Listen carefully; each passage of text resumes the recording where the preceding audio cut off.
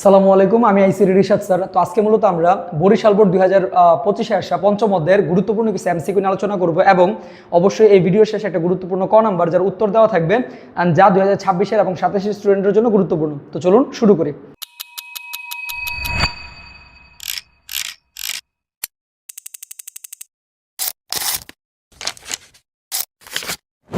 আমরা যদি খেয়াল করি, এখানে বরিশাল বোর্ড 2025 একটা এমসিকিউ দেওয়া হয়েছে, মানে 4টা এমসিকিউ দেওয়া হয়েছে, যার মধ্যে প্রথম 2টা এমসিকিউর একটা উদ্দীপক দেওয়া ছিল, যে উদ্দীপকের মধ্যে একটা সি প্রোগ্রামিং লিখছে, হ্যাশ ইনক্লুড একটা হেডার ফাইল ডিক্লেয়ার করা আছে এবং এরপর একটা প্রধান ফাংশন মেইন ফাংশন দেওয়া আছে। এরপরে যে কি করছে, দুইটা চলক ঘোষণা করছে এ আর বি, যাদেরকে আবার বলা হয়েছে ইন্টিজার, অর্থাৎ স্বাভাবিক বা পূর্ণ সংখ্যা, স্বাভাবিক পূর্ণ সংখ্যা নির্দেশ করছে।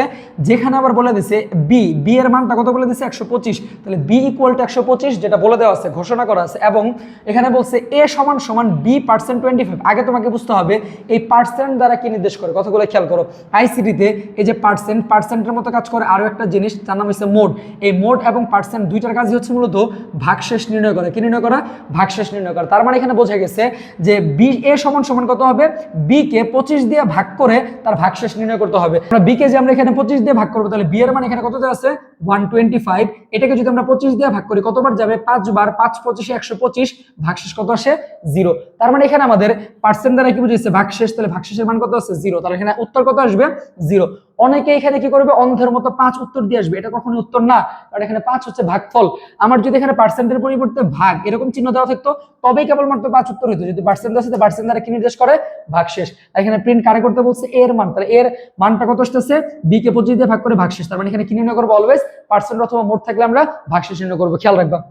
এরপর যদি আমরা দেখি দ্বিতীয় এমসিকিউ, উদ্দীপকে ব্যবহৃত ভাষাটি হচ্ছে, আমরা যদি খেয়াল করি উদ্দীপকে যে ভাষাটি ইউজ করা হয়েছে সেটার নাম হচ্ছে সি ভাষা। সিটা মূলত কোন স্তরের ভাষা? নাম্বার 1, এটা হচ্ছে হাই লেভেল ল্যাঙ্গুয়েজ। একটা ল্যাঙ্গুয়েজ সম্পর্কে তুমি প্রপারলি জেনে নাও, এটা হচ্ছে একটা হাই লেভেল ল্যাঙ্গুয়েজ। কথাগুলো খেয়াল রাখো। এই যে ল্যাঙ্গুয়েজটা সাধারণত আমরা সকল ধরনের কাজে এই ধরনের ল্যাঙ্গুয়েজ বা এই সি ভাষাটাকে ব্যবহার করতে পারি। তাই এই যে সি আছে এটাকে বলা হয় জেনারেল পারপাস ল্যাঙ্গুয়েজ। কি বলা হয়? General purpose language. কথাগুলো খেয়াল রেখো, এগুলো আমাদের দুইটা পার্ট। এছাড়াও এই যে সি, এটা তো উচ্চ স্তরের ভাষা, এছাড়াও এটাকে কি বলা হয়, মিড লেভেল ল্যাঙ্গুয়েজ বলা হয়। কি বলা হয়? মিড লেভেল ল্যাঙ্গুয়েজ বলা হয়। এগুলো হচ্ছে সি ভাষার বৈশিষ্ট্য বলতে পারো। কি বলতে পারো? সি ভাষার বৈশিষ্ট্য। এই বৈশিষ্ট্যগুলো তোমাদের এমসিকিউ তে আসে, সেক্ষেত্রে তোমরা লিখতে পারবা। আবার এই যে সি ভাষা, এই সি ভাষাতে যেমন চতুর্থ অধ্যায় HTML that's not case sensitive language, but C এখানে একটা কেস সেনসিটিভ ল্যাঙ্গুয়েজ। তাহলে সি এর আরেকটা বৈশিষ্ট্য হচ্ছে এটা case sensitive language. Sir case sensitive মানে কি? যেখানে ছোট হাতের বা বড় হাতের অক্ষর মিক্সড আপ করা যায়। সেই ক্ষেত্রে আমাদের সি এর মধ্যে ছোট হাতের বা বড় হাতের মিক্সড করা যায় না। মানে কি? ধরো আমার প্রোগ্রামে লেখার কথা, এখানে যেমন লেখার কথা ইন্টিজারের INT ছোট হাতের, এখন তুমি যদি এটা কোনোভাবে বড় হাতের লিখো প্রোগ্রাম কাজ করবে না। এই কারণে এটা বলা হয় কি মূলত আমাদের কেস সেনসিটিভ ল্যাঙ্গুয়েজ। তাহলে সেই ক্ষেত্রে সি এর আমরা যে বৈশিষ্ট্যগুলো পাইছি এর মধ্যে কোনটা মিলতেছে? জেনারেল পারপাস ল্যাঙ্গুয়েজ মিলতেছে। মিড লেভেল ল্যাঙ্গুয়েজ, হ্যাঁ সি উচ্চ স্তরের ভাষা, এটাকে আবার মিড লেভেলও বলা হয়। ডিরেক্ট মিড লেভেল না, মিড লেভেলও বলা হয়, এটা উচ্চ স্তরের ভাষা। আগে সি কে কেস সেনসিটিভ বলা হয়। তার মানে এখানে উত্তর কয়টা হবে? তিনটাই হচ্ছে আমাদের উত্তর, খেয়াল রাখবা। এরপর যদি এখানে যে এমসিকিউ গুলো আছে 26-27 জন্য খুবই গুরুত্বপূর্ণ, ভালো করে খেয়াল করো। নিচের কোনটি উচ্চ স্তরের ভাষায় লিখিত প্রোগ্রামকে মেশিন ভাষায় রূপান্তর করে? এখন কথা হলো মেশিন ভাষায় মানে কি? 0 এবং 1 কে বলা হয় মেশিন ভাষা। এখন বলছে উচ্চ স্তরের ভাষা, তার মানে সি ভাষাটাকে ধরলাম উচ্চ স্তরের ভাষা। তাহলে সি ভাষায় লেখা এই যে কোডিংটা আছে, এই কোডিংটাকে 0-1 অনুবাদ করবে। এই 0-1 অনুবাদ করার জন্য আমাদের কিসের প্রয়োজন হয়? Translator software. কিসের প্রয়োজন হয়? Translator software. আমি কথা বলি স্যার ট্রান্সলেটর সফটওয়্যার মানে কি? ইটস কল্ড অনুবাদক সফটওয়্যার। অনুবাদক সফটওয়্যার কাকে বলেন? যে সফটওয়্যারের সাহায্যে সাবজেক্ট প্রোগ্রামকে অবজেক্ট প্রোগ্রামে রূপান্তর করা হয় বা সোর্স কোডকে অবজেক্ট কোডে রূপান্তর করা হয়, তাকে কি বলা হয়? মূলত অনুবাদক সফটওয়্যার। আর এই অনুবাদক সফটওয়্যার কয় ধরনের হয়? 3 ধরনের। কি কি আছে? অ্যাসেম্বলার,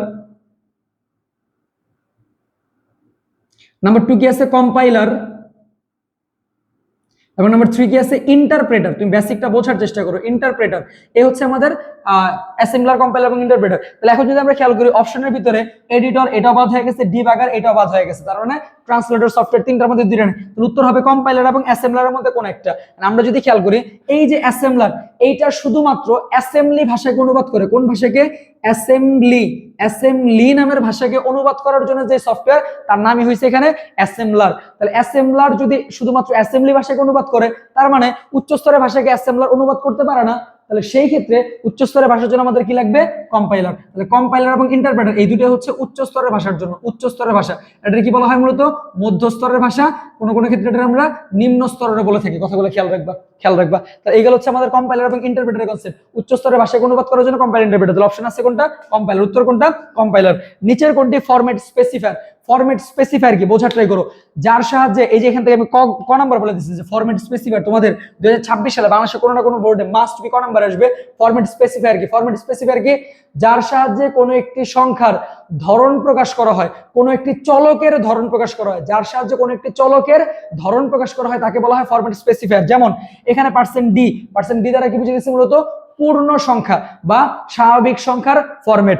%c ক্যারেক্টার ধরনের সংখ্যার ফরম্যাট। বাট %if এইটা কোনো ফরম্যাট নির্দেশ করে না, এটা কোনো ফরম্যাট নির্দেশ করে না। তার মানে দুই উত্তর হবে না। এখন এই যে %d দ্বারা কি বুঝে গেছে বলে রাখলাম? পূর্ণ সংখ্যা। %c দ্বারা কি বুঝে গেছে? ক্যারেক্টার সংখ্যা। এরকম আমাদের পূর্ণ সংখ্যার জন্য আরো আছে %lf, it's called long float. তো অনেকে আবার টাইপিং মিস্টেক এটা ইফ বলে। কেন ইফ বলে?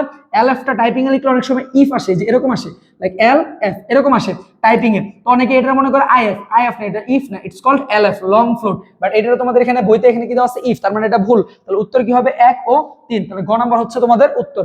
এই ছিল তোমাদের এমসিকিউ বরিশাল বোর্ড 2025। এবং এই বোর্ডের জন্য তোমরা আরো গুরুত্বপূর্ণ একটা ক নাম্বার পড়ে রাখতে পারো, দ্যাটস কল্ড অ্যারে।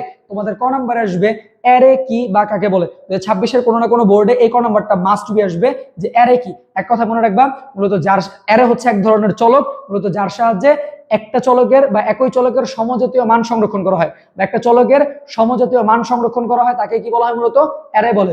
অ্যারে এক ধরনের চলক যার সাহায্যে একটি চলকের সমজাতীয় একাধিক মান প্রকাশ করা হয় তাকে কি বলা হয়? অ্যারে। ভিডিওটা একটু রিক্যাপ করে দেখে নিয়ে তোমরা সংজ্ঞাটা লিখে রাখতে পারো, 2026-27 জন্য গুরুত্বপূর্ণ। তো আশা করি সবাই বুঝতে পারছো। আমাদের পরবর্তী ভিডিও পাওয়ার জন্য আমাদের চ্যানেলটাকে লাইক দিয়ে সাবস্ক্রাইব করে ভালো থাকো।